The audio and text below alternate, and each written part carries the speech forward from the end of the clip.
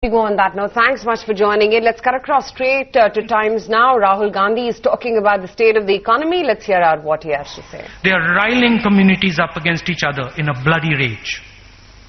As we all know, GDP growth has been slowing. Private investment has collapsed. Agricultural growth is at its lowest ebb. Exports have been declining. In 2014, India's GDP was growing at 6.6%.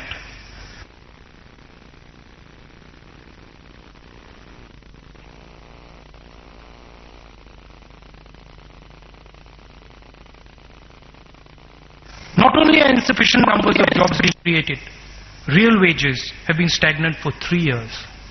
Indian citizens cannot meet their basic expenses, leave alone spend on consumption that is required to boost our economy. Bank lending is at the lowest level in 60 years. Investment at a 15-year low.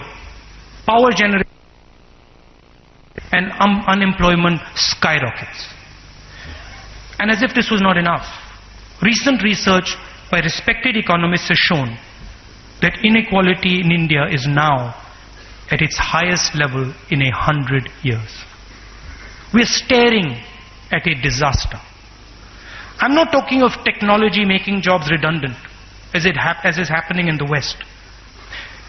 This is a pure man-made disaster, or in Modi ji's terminology, an M.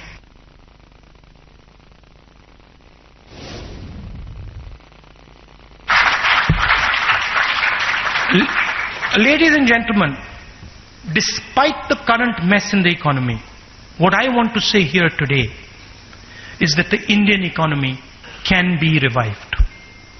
Under the UPA regime, between 2004 and 2011, 140 million people came out of poverty.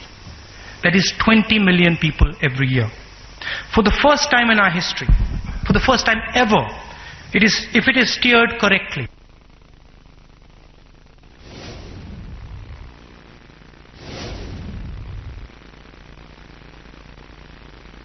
Congress Vice President Rahul Gandhi there addressing a gathering at the PhD Chamber of Commerce, talking about policies of the NDA government.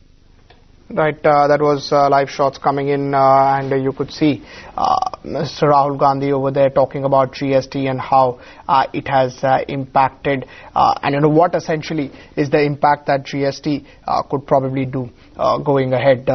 Aisha, we also have the ECB meet. That will be an important trigger. Yeah, in fact, in what is being touted as the biggest policy meet of the year, the European Central Bank, or the ECB, is set to meet later today.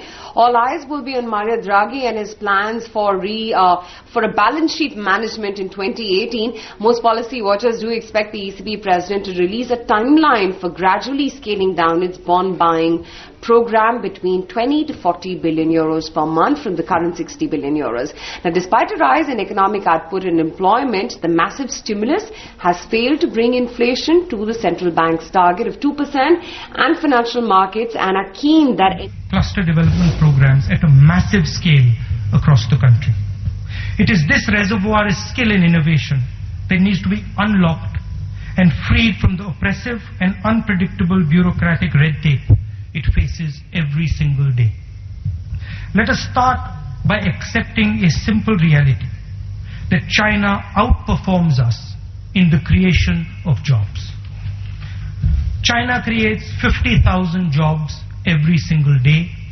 India is currently creating 450. Let me repeat that. China creates 50,000 jobs every single day.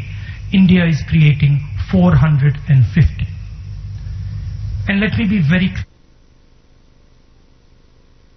Capable of meeting the Chinese challenge is the network of small, micro and medium businesses. Nobody else can do this job. And I have no doubt in my mind that you are the only force that has the skills, the knowledge and the understanding to take on the Chinese and to beat them at their own game. Today the national discussion is only about growth. India can no longer carry on without a clear focus and strategy on the creation of jobs. How are we going to create jobs? That is the central question in front of this country today. We need to link these small, micro and medium businesses to our banking system. We need to infuse them with credit and create a completely new deal for these businesses in finance.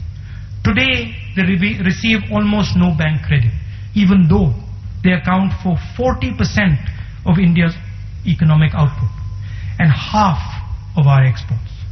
Almost no bank credit, even though they account for 40% of India's economic output and half as much credit from banks as the 10 largest companies.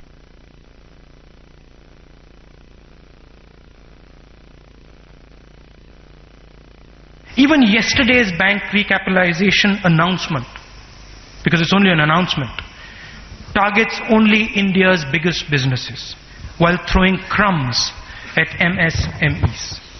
Imagine how much employment we could create if we actually made capital available to you in the same way that we do for the biggest companies in this country.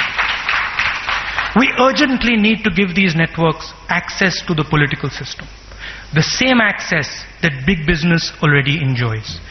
You too need to be heard in the corridors of power. You have been blasted by Modi's lethal double tap. My question is, why is the government treating their most powerful weapon in the fight against unemployment without dignity? Why does the government disrespect small and medium businesses and treat them like thieves? They must stop painting you as evil and must seek your cooperation in rebooting our economy. Startup India is welcome for the economy, but it cannot be accompanied by shut up India.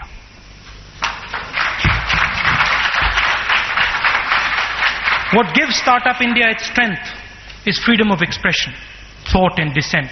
You choke this and you choke entrepreneurship.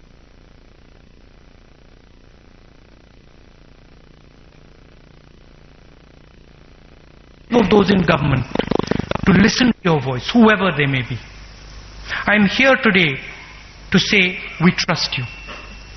We believe in you. We understand the terror you feel at the unpredictable nature of this new computerized license Raj. Your struggles are the struggles of this nation. Your pride is our pride. Your growth and well-being is the growth and well-being of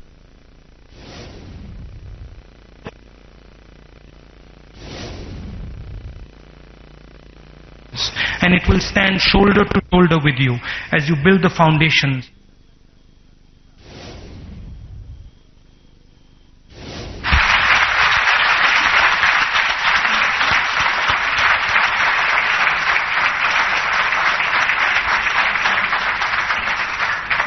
I think. Right, so that was Rahul Gandhi there taking on the central government on the issue of economy.